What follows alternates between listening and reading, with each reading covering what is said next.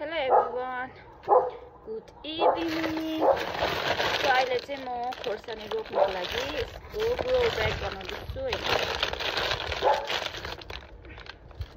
तपाईहरुलाई पनि grow bag बनाउन आउँदैन भने चाहिँ हेर्नुस् होला मैले कसरी बनाउँदैछु।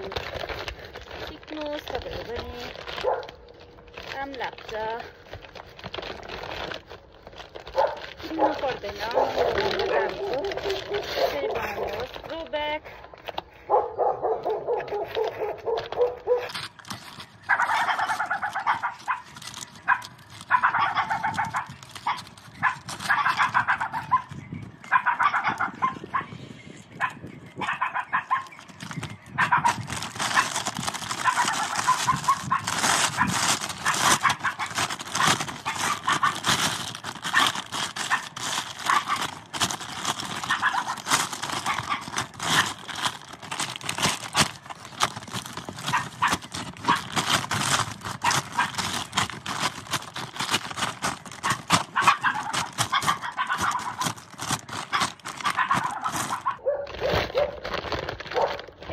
मेरो ग्रो ब्याग इज रेडी।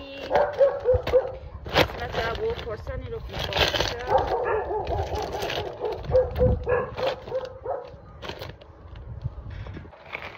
पहिला मैले चाहिँ यस्तो घाँसहरू हालेँ, त्यहाँबाट माटो हाल्छु अनि त्यहाँबाट चाहिँ माटो हालेर चाहिँ त्यहाँबाट चाहिँ माथिबाट चाहिँ हाल्छु। त्यसरी चाहिँ म लाग्छ हैन। मैले चाहिँ यति 3टा रेडी गरिसकेँ हो, मल हालिसकेँ। अब चाहिँ रोप्छु।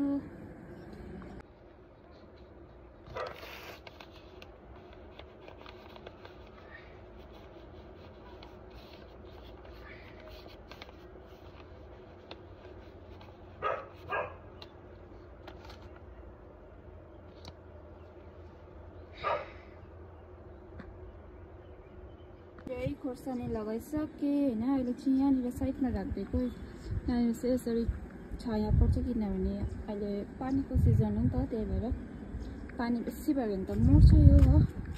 अलिक सेट भएपछि चाहिँ यसलाई अर्को जग्गा सिफ्ट गरिदिन्छु घाममा हैन। अनि यस्तो भयो छप्परको हालत चाहिँ। यसलाई म सफा गर्छु फटाफटी।